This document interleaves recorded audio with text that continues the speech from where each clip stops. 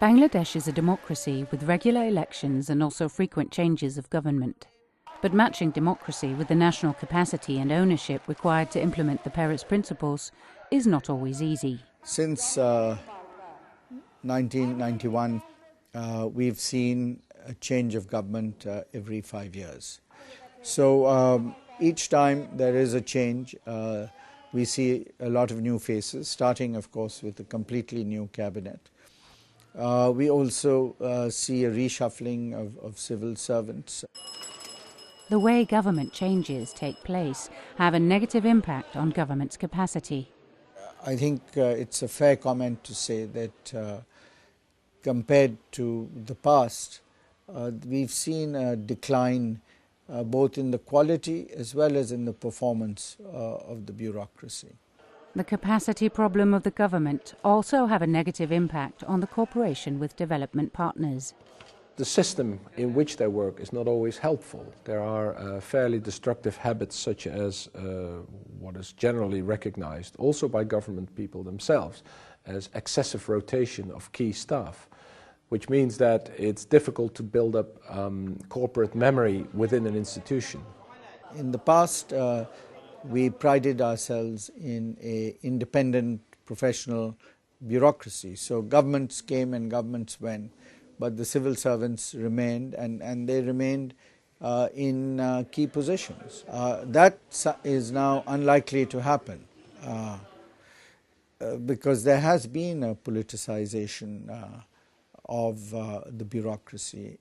We've had the example, for instance, of a key project director in one ministry, and we had 4 different people in 2 years. So it's almost impossible to build up capacity there, to build up memory, and that made that we had pretty severe delays with that project, and it's not the only case.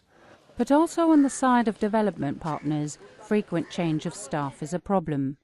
We've seen that every time there is a change of personnel within among the development partners, there is a change in terms of their emphasis, their perspective. We can't have different people coming who see things differently, and then we start all over again. Development partners acknowledge that their frequent rotation of staff does create challenges. Given the nature of the development business, it is a constantly changing cast of characters. A lot does depend on the ambiance and the dynamic of that group. When you have a lot of goodwill, as I think we do here in Bangladesh, among the different agencies, you're destined to see differences of opinion. That goes without saying. But there's a lot of goodwill to find harmonized solutions. The stability of aid programs are also influenced by frequent changes of policies and priorities of the various development partners. We've seen, for example, that some of the aid programs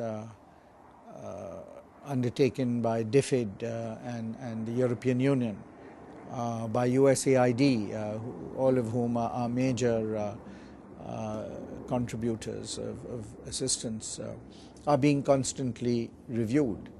And each time a review takes place, their priorities change because the development partners have their priorities.